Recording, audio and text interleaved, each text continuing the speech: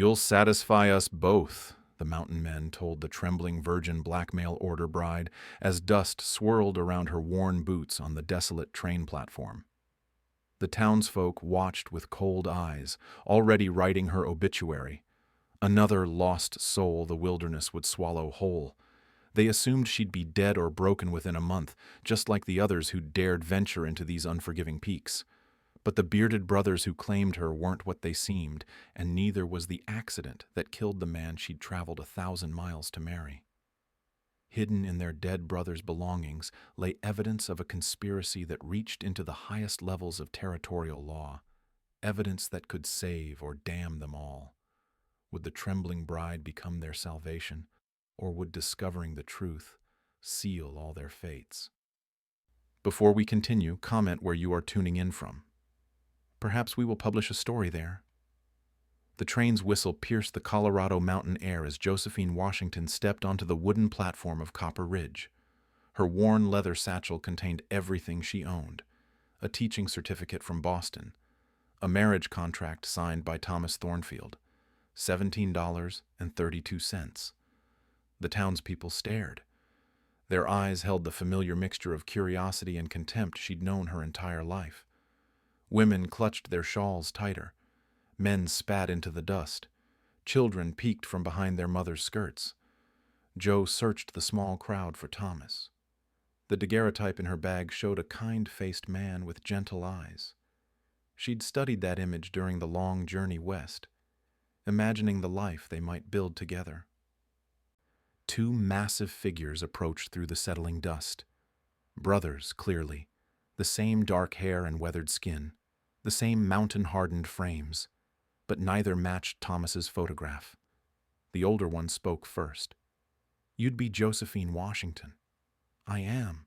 Where is Thomas?" The younger brother removed his hat. "I'm Samuel Thornfield. This is Marcus. Thomas was our brother."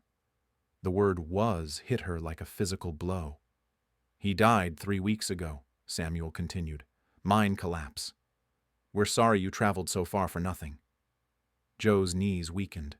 Her last hope, her only escape from Boston's crushing poverty, crumbled like the mine that had taken Thomas. "You'll satisfy us both if you can help us figure out what to do next," Marcus said, his voice gentler than his appearance suggested. "Thomas left things in a mess. We're not educated folk like he was, like you are." The gathered townspeople began to disperse, their entertainment over. Joe heard their whispered predictions. She wouldn't last a week. The wilderness would claim another fool who didn't belong. Samuel stepped closer. "We can give you some money for the return train. Not much, but enough to get you part way home." Home. The word felt hollow. Boston held nothing for her now. No family, no prospects, no future. "Or," Marcus added, "you could stay. Help us sort through Thomas's affairs. He spoke highly of your education in his letters." Joe studied their faces. These men could easily overpower her, yet they waited patiently for her decision. Their clothes were rough, but clean. Their hands bore the calluses of honest work. "What kind of help do you need?" "Thomas kept records," Samuel explained. "Claims, debts, correspondence. We can barely read our own names. The paperwork might as well be written in Chinese." A well-dressed man approached them. His badge caught the afternoon sunlight. "Everything all right here?" "Deputy Morse," Samuel nodded. "This is Miss Washington. She was meant to marry Thomas." Morse's expression softened with practiced sympathy. "Terrible tragedy. Thomas was a good man. These mountains can be dangerous for outsiders, miss. Perhaps you'd be safer returning east." Something in his tone made Joe's skin crawl. The false concern. The too quick suggestion that she leave. "I appreciate your concern, Deputy, but I haven't decided what I'm doing yet." Morse's smile didn't reach his eyes. "Of course, take your time. Though I should mention, there's been more mining accidents lately. Dangerous times for folks who don't know the country." After he walked away, Marcus frowned. "That man's been mighty interested in our business since Thomas died." The brothers led Joe to their wagon. The ride to their cabin took an hour through winding mountain trails. The landscape was breathtaking and terrifying. Endless peaks stretched toward the horizon, pine forests so thick they blocked the sun. This was truly the edge of civilization. Their cabin sat in a small clearing beside a creek. It looked like it hadn't been properly cleaned in months.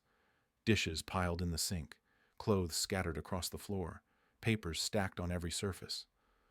"We're not much for housekeeping," Samuel admitted. Joe surveyed the chaos. "Where are Thomas's records?" Marcus pointed to a desk buried under loose papers. "Somewhere in that mess. He was always writing letters, keeping books. Made no sense to us." Joe approached the desk. Bills of sale, mining claims, correspondence, all mixed together without any system. But as she began sorting, patterns emerged. Thomas had been meticulous. Every transaction documented, every expense recorded. But several recent entries made no sense. Payments to companies that didn't exist. Debts that seemed inflated. "These numbers don't add up," Joe said, holding up a ledger page. "What do you mean?" Samuel asked.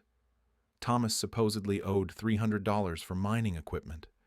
But here's a receipt showing he paid cash for the same equipment 6 months ago." Marcus leaned over her shoulder. "Could be a mistake." "Maybe. But there are several like this." As evening approached, Samuel prepared a simple supper. Joe continued organizing papers by lamplight. Near the bottom of one stack, she found something that made her heart race. A hidden compartment in the desk revealed a small collection of items: children's drawings, primer books, slates, and chalk. "What's all this?" she asked. The brothers exchanged glances. Samuel sighed.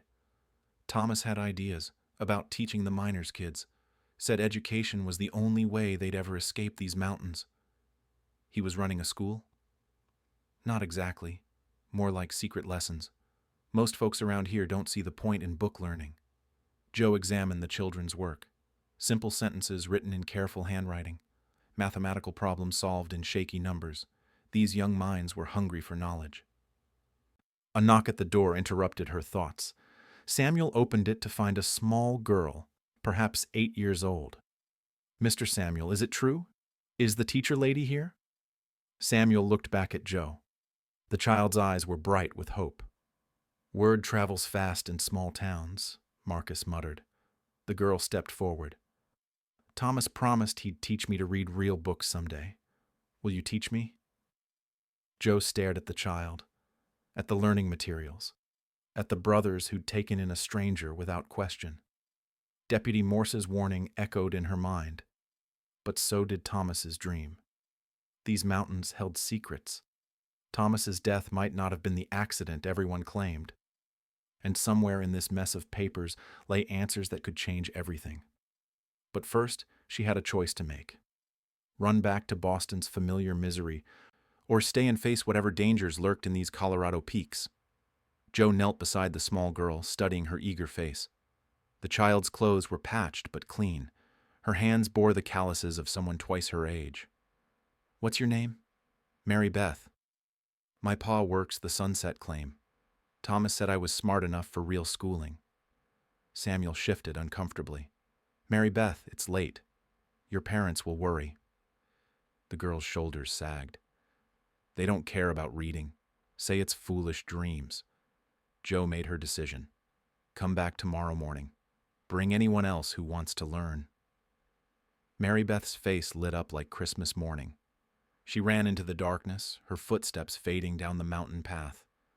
Marcus closed the door. "You sure about this?" Thomas started something important. "I won't let it die with him." Over the next week, Joe established routines. She cleaned the cabin until it gleamed, organized Thomas's papers into logical systems, cooked meals that didn't come from a can. The brothers watched her work with growing amazement. "You don't have to do all this," Samuel said, finding her scrubbing the kitchen floor. "I need to earn my keep." "You're already doing that with the paperwork." But Joe understood something they didn't. This wasn't just about survival. It was about building something lasting, something Thomas would have been proud of. The children started arriving daily. Mary Beth brought her younger brother. 2 other mining families sent their daughters. Word spread through the mountain community like wildfire. Joe set up Thomas's hidden schoolroom properly, arranged the desks he'd built by hand, organized his carefully collected books, created lesson plans that mixed basic reading with practical mathematics the children would need. "Today we'll learn about measurements," she announced to her small class. "How many feet in a mining claim?" The children's eyes lit up. This wasn't abstract learning. This was knowledge they could use. But as the school grew, so did the whispers in town. Joe noticed the stares when she walked to the general store, heard the conversations that stopped when she approached, felt the weight of disapproval from people who'd never spoken to her. Deputy Morse appeared more frequently, always with questions. "Heard you're teaching the children," he said, cornering her outside the store. "Basic reading and arithmetic, without proper certification from the territorial authority." Joe's blood chilled. What certification? All schools need official approval, especially schools run by outsiders. The word outsiders carried extra weight when he said it. Joe understood the real message. That evening she shared Morse's warning with the brothers. "He's trying to scare you," Marcus said. "Maybe, but I need to understand what Thomas was really involved in." Joe returned to Thomas's papers with new urgency. She'd organized them, but now she studied them, really studied them. The pattern became clearer. Mining accidents had increased dramatically over the past year. Always small, independent miners. Always men with families. Always deaths that left widows struggling to pay mysterious debts. She found Thomas's correspondence file. Letters to Denver, to territorial offices, to newspapers. He'd been documenting something. One letter made her hands tremble, addressed to a U.S. Marshal named Rebecca Stone. Thomas wrote about irregularities in mining claims, about accidents that seemed too convenient, about debts that appeared overnight. He was investigating the accidents, Joe told the brothers. Samuel frowned. Thomas never mentioned that. Because it was dangerous. Look at these dates. Every miner who died had been asking questions about claim boundaries or mineral rights. Marcus studied the papers. "You think someone's been killing miners?" "I think someone's been forcing them out. The deaths might be accidents, but the timing is suspicious." Joe discovered something else in Thomas's notes. Every victim had children in his secret school. Every family that lost a father also lost their access to education. He wasn't just teaching reading, she realized. He was teaching these families to understand legal documents, mining law, their rights. The next morning brought more children. Word had spread to distant claims. Parents walked miles through mountain trails to bring their sons and daughters to the woman who could teach them the skills their fathers lacked. Joe watched them work, remembering her own childhood in Boston. How education had been her escape from poverty. How reading had opened doors that seemed permanently closed. These children deserved the same chance. But Deputy Morse's visits increased. He questioned parents about the school, asked what Joe was teaching, suggested that unauthorized education might be illegal. 3 families stopped sending their children. "Don't let him scare you," Mary Beth said, practicing her letters with fierce concentration. "Pa says reading ain't wrong, no matter what the deputy thinks." That afternoon, Joe made a discovery that changed everything. Hidden inside one of Thomas's books, she found a folded paper, a list of names, mining claims, dates of accidents, but also something else, purchase records. Someone had been buying up the claims of dead miners at far below market value. The same someone had purchased mining equipment under false names, sold dynamite to parties that didn't exist, created a paper trail that led nowhere and everywhere. Thomas hadn't just been teaching children. He'd been building a case. Joe sat in the quiet cabin, surrounded by evidence of a conspiracy that reached higher than she'd imagined.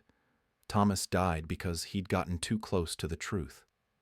Now she faced the same choice he had. Stay silent and safe, or continue his work and risk everything. Outside, she could hear Mary Beth and the other children playing, their laughter echoing off the mountain walls.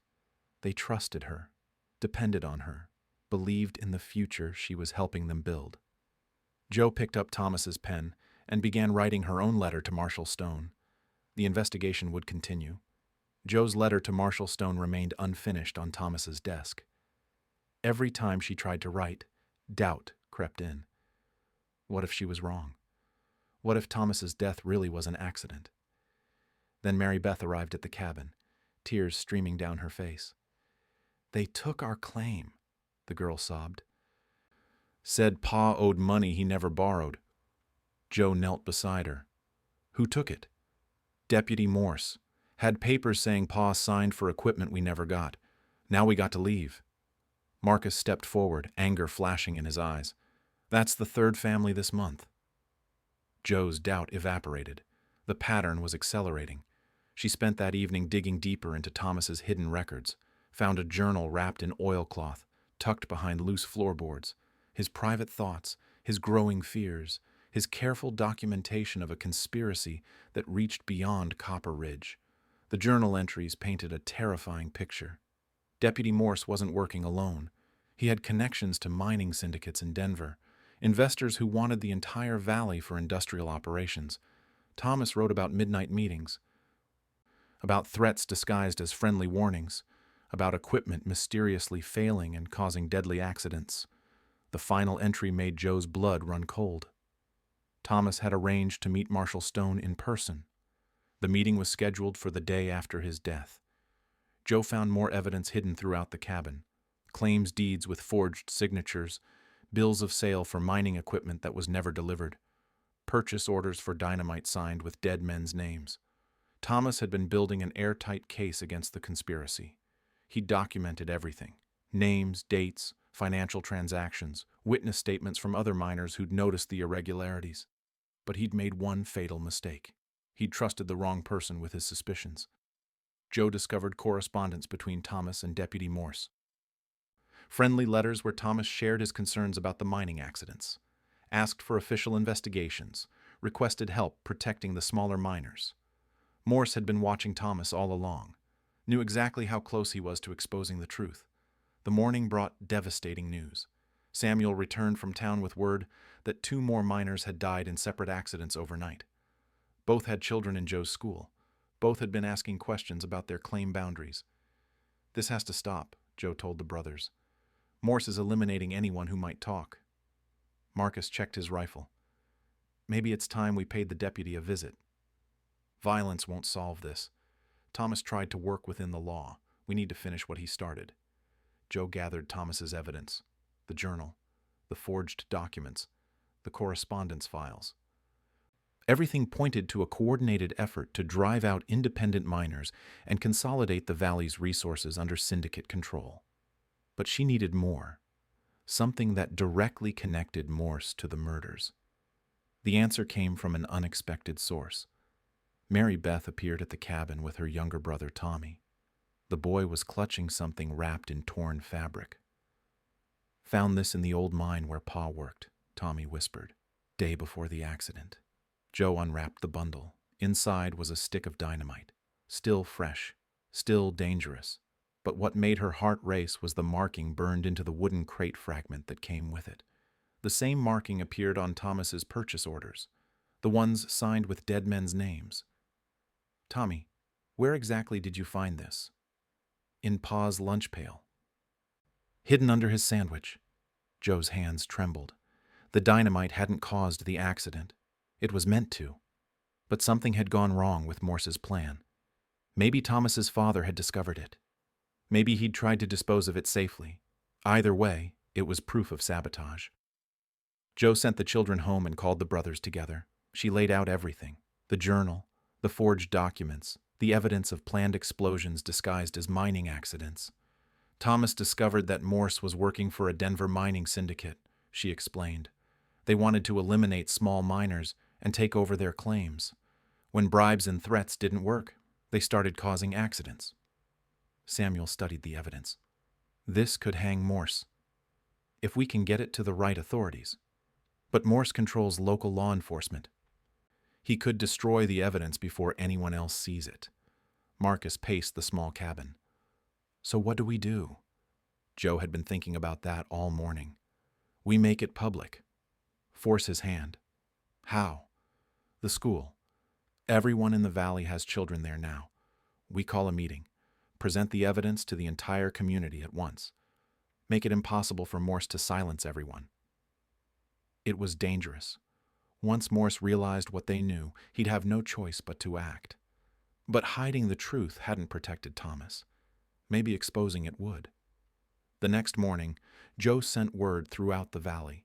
Emergency school meeting. All parents required to attend. Urgent matters affecting every family's safety. Parents arrived throughout the day. Worried faces, whispered conversations. The weight of recent tragedies hung over the gathering like storm clouds. Joe stood before the assembled crowd. Minors and their wives. Children who'd learned to read in her classroom. Brothers who'd risked everything to help a stranger. Thomas Thornfield died trying to protect your families, she began. The room fell silent.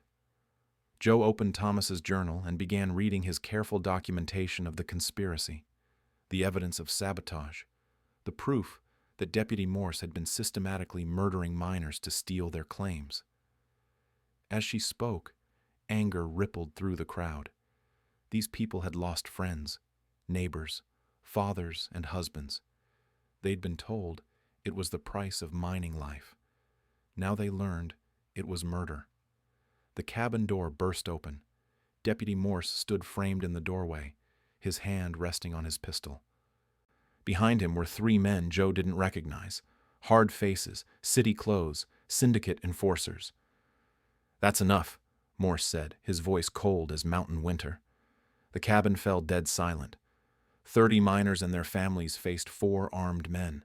Children pressed against their parents. Mothers clutched their husbands' arms. The weight of fear filled the small space like smoke. Joe remained standing at the front of the room, Thomas's journal still open in her hands. Her heart hammered against her ribs, but she didn't move. "Deputy Morse," she said, her voice steadier than she felt. "How convenient that you arrived just as we were discussing your business arrangements." Morse stepped into the cabin. His 3 companions followed, positioning themselves to block the exits. Professional killers. Joe had seen their type in Boston's worst neighborhoods.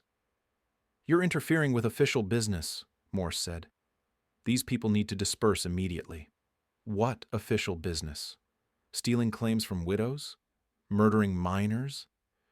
A murmur ran through the crowd. These were simple people, but they weren't stupid. They could see the truth in Morse's reaction. "Careful, miss. False accusations against a law officer are serious crimes." Joe held up Thomas's journal. "Nothing false about documented evidence." One of the syndicate men whispered something to Morse. His face darkened. "Hand over those papers. All of them." "I don't think so." Marcus and Samuel moved closer to Joe, their intentions clear.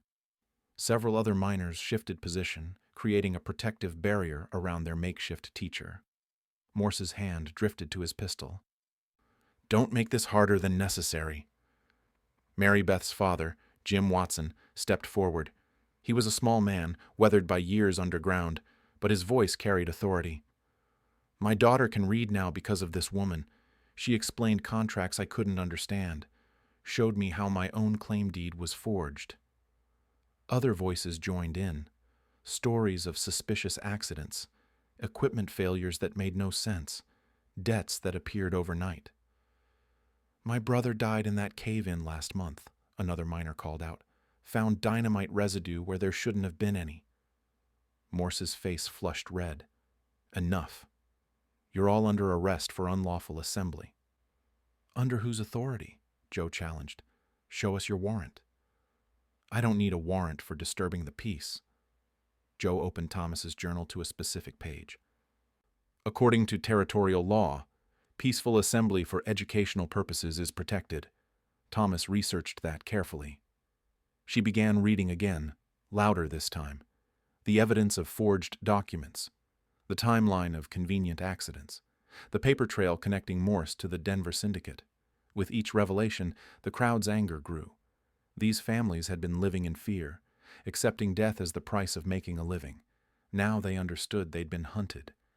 "You have no authority here," Jim Watson said, his voice carrying the support of 30 families. We know what you are. Morse drew his pistol. I have all the authority I need. The miners tensed, but Joe raised her hand. Violence would only give Morse an excuse to claim self-defense. Shooting unarmed families won't solve your problem, she said. Too many people know the truth now. The truth is what I say it is. Joe smiled, despite her terror. Actually, the truth is what Marshal Rebecca Stone says it is. Morse went pale. What did you say? I sent copies of Thomas's evidence to Denver 3 days ago. Special courier, along with my own testimony about recent events. It was a lie. Joe's letter remained unfinished on Thomas's desk, but Morse couldn't know that. You're bluffing. Am I? Thomas was corresponding with Stone before he died. She was already investigating irregularities in mining deaths. My evidence just confirmed her suspicions. One of the syndicate men grabbed Morse's arm, whispering urgently. Joe caught fragments. Something about exposure, about cutting losses, about eliminating loose ends. The crowd sensed the shift in dynamics. Parents moved their children toward the back of the cabin. Men positioned themselves between their families and the guns. Here's what's going to happen, Morse said, his voice deadly calm. You're going to give me those papers, all of them. Then you're going to leave Colorado and never come back. And if I refuse? Accidents happen, especially to people who don't understand mountain dangers. Joe looked around the cabin, at Mary Beth, who could now read entire books, at Tommy, who'd mastered multiplication tables, at parents who'd walked miles through snow to give their children a chance at education. These people depended on her, not just for learning, but for hope, for the belief that their lives could be better than their parents' lives. Thomas had died for that belief. Now she faced the same choice. I won't be leaving, Joe said quietly. Then you'll be staying permanently. Morse raised his pistol, pointing it directly at Joe's heart. The syndicate men drew their weapons, covering the crowd. But something had changed in the cabin's atmosphere. The fear remained, but it was joined by something else. Determination. Unity. The collective strength of people who'd finally identified their true enemy. Jim Watson stepped beside Joe. You'll have to go through all of us. Another miner moved forward. Then another. Soon Joe was surrounded by a wall of determined faces. Men and women who'd decided they were tired of living in fear. Morse's gun hand trembled slightly. Killing one person could be covered up. Killing 30 would bring federal investigators. The standoff stretched into tense seconds.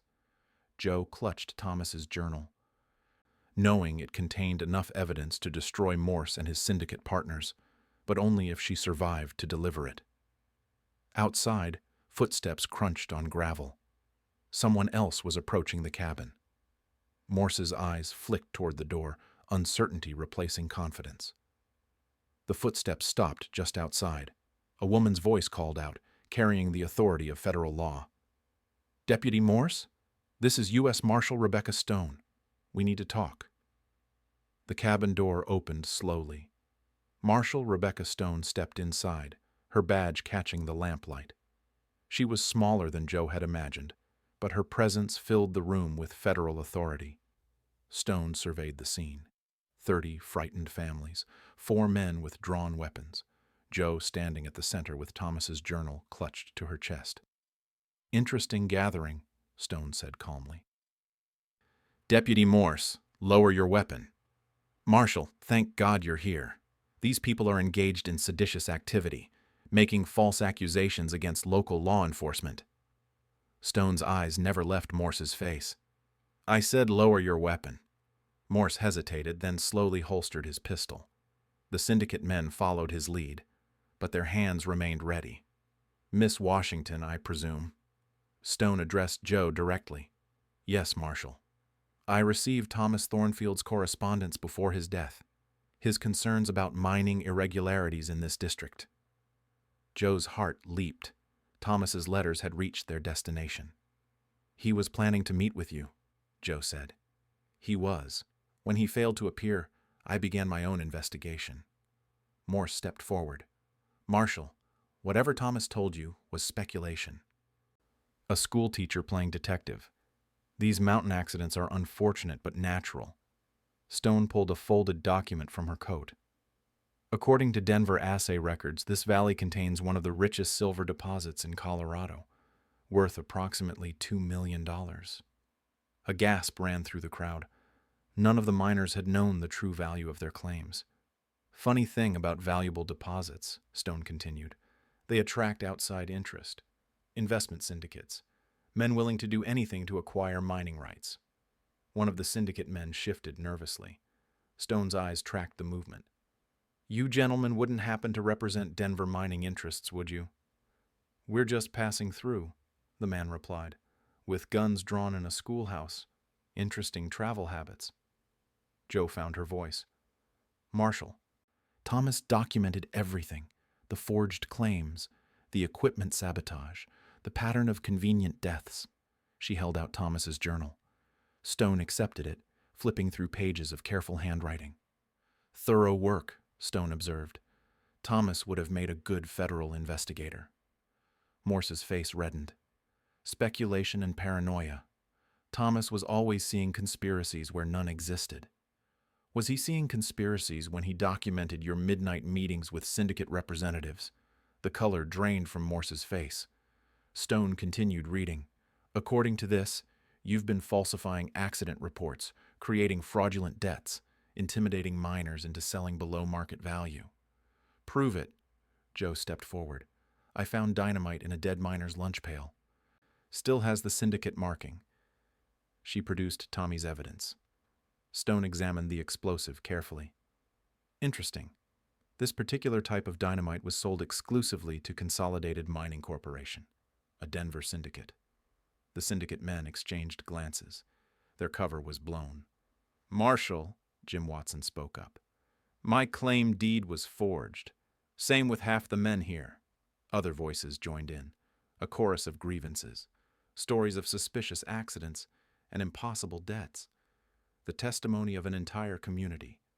Stone closed Thomas's journal.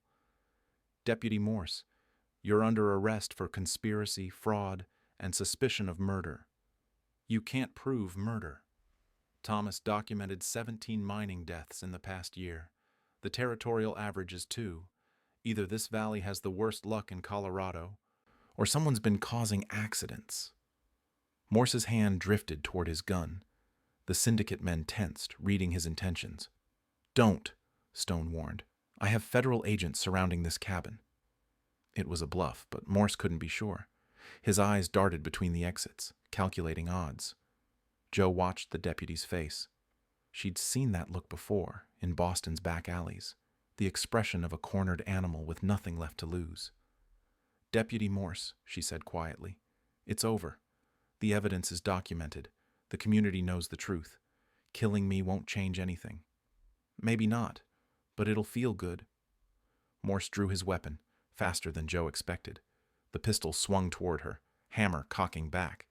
Marcus lunged forward, but he was too far away. The gunshot echoed through the cabin like thunder. Morse staggered backward. Clutching his shoulder, Stone held her smoking pistol steady, aimed at his center mass. Next shot won't be a warning, she said. The syndicate men raised their hands, recognizing federal authority when they saw it. Stone moved quickly, disarming Morse while he writhed on the floor. Jim Watson, would you mind binding this wound? Can't have prisoners bleeding out before trial. Watson produced a clean bandana, applying pressure to Morse's shoulder. The deputy glared at Joe with pure hatred. This isn't over. Yes, it is, Joe replied. The children will learn to read. The miners will keep their claims. Your syndicate will face justice. Stone secured the prisoners with rope provided by helpful miners. Federal agents will arrive tomorrow to process the crime scene and collect evidence.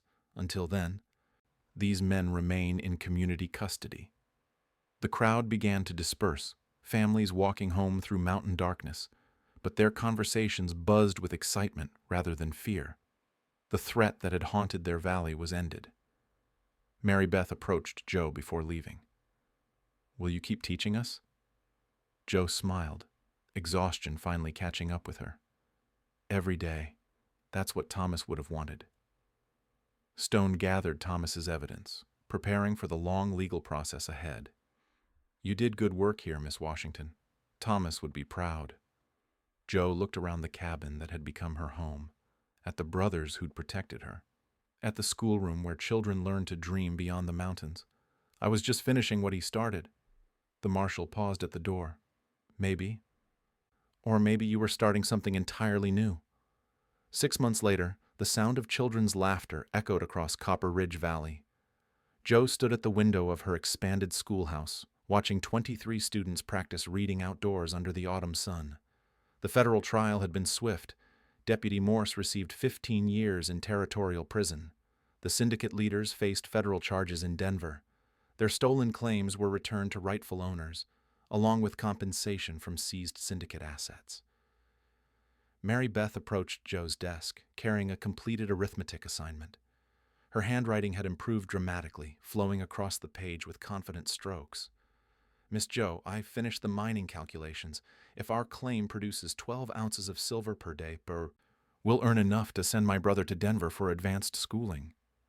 Joe smiled, checking the careful mathematics. "Perfect work. Your father will be proud." The transformation of Copper Ridge extended far beyond the schoolhouse. Jim Watson had been elected sheriff, replacing the corrupt deputy position with honest local leadership. The miners formed a cooperative, sharing resources and knowledge to maximize their claims' potential. Marcus and Samuel had emerged as community leaders. Their natural protectiveness found new purpose in organizing security patrols and mediating disputes. They'd built additions to several family homes, including proper schoolrooms for Joe's expanding classes. The general store now carried advanced textbooks ordered from Denver. The bank offered fair loans to miners seeking equipment upgrades. A telegraph line connected the valley to the outside world, ending their isolation. Joe's reputation spread beyond Colorado. Letters arrived weekly from other mining communities, requesting her help establishing schools. Territorial education officials sought her input on curriculum standards for frontier districts. But the most significant change was internal. The fear that had gripped Copper Ridge for years had lifted like morning fog. Children played freely. Families planned for futures extending beyond mere survival. Hope replaced desperation in everyday conversations. Tommy Watson, Mary Beth's younger brother, had become Joe's most dedicated student. His natural aptitude for mathematics amazed even her. She'd begun preparing him for engineering studies, knowing his mind could tackle challenges far beyond these mountains. "Miss Joe," Tommy approached her desk after dismissing the other students. "Pa says the Denver Mining Institute offers scholarships for exceptional students." "He's right. Are you interested?" "I am. But I worry about leaving the valley. What if more bad men come?" Joe understood his concern. These children had lived through terror. Trust came slowly after such experiences. "Tommy, the best protection for any community is educated citizens. You could return with knowledge that helps everyone." The boy nodded thoughtfully, then ran to catch up with his sister. Samuel entered the schoolhouse as Joe organized lesson plans for tomorrow. "Letter came for you on the afternoon stage." The envelope bore official territorial seals. Joe opened it carefully, scanning the formal language. "What is it?" Samuel asked. "An invitation. The territorial governor wants to discuss expanding frontier education programs." "That's wonderful news." Joe folded the letter, conflicted emotions swirling in her chest. Recognition was gratifying, but it implied leaving Copper Ridge. These mountains had become home in ways Boston never was. Marcus joined them, carrying lumber for new student desks. "Heard about the governor's letter. Big opportunity. It would mean leaving the valley for extended periods, traveling to other communities, maybe relocating to Denver permanently." The brothers exchanged glances. They'd grown accustomed to Joe's presence, but they understood ambition when they saw it. "What does your heart tell you?" Marcus asked. Joe walked to the window, gazing at the valley that had transformed her life. The mining claims now operated efficiently under honest leadership. Families prospered through hard work rather than fear. Children dreamed of futures their parents couldn't have imagined. Thomas's vision had become reality. The question was whether that vision needed her specifically, or whether it could flourish independently. I need time to think. That evening, Joe sat on the cabin porch, watching stars emerge over mountain peaks. The brothers joined her, content with comfortable silence. Thomas would be amazed, Samuel said eventually. The valley's completely changed. He'd be proud of what you accomplished, Marcus added, but he'd also understand if you needed to move on. Joe considered their words. Thomas had been a dreamer, but also a practical man. He'd wanted education for all children, not just those in Copper Ridge. A knock interrupted her thoughts. Mary Beth stood at the porch steps, holding a wrapped package. From all the families, the girl explained shyly. A thank you gift. Joe unwrapped carefully crafted items, a quilt sewn by the valley's women, featuring patterns representing each family, a leather-bound journal from the men, engraved with her initials, drawings from every student she taught. The final item made her eyes well with tears. A photograph of Thomas standing beside the original schoolroom desk. On the back, someone had written, "For the teacher who finished what he started." "We know you might leave someday," Mary Beth said, "but we wanted you to remember us." Joe knelt beside the child. "Mary Beth, I could never forget any of you. This valley gave me purpose. You gave me a family. Does that mean you'll stay?" Joe looked around at the brothers who'd protected her, the community that had accepted her, the children who'd grown under her guidance. The territorial governor's invitation remained on her desk, representing opportunities beyond these mountains. But Copper Ridge represented something more valuable: home, belonging, the satisfaction of work that mattered. "I'm staying," Joe said firmly. "There's still so much to teach, so much to build." Mary Beth hugged her tightly. The brothers smiled with quiet satisfaction.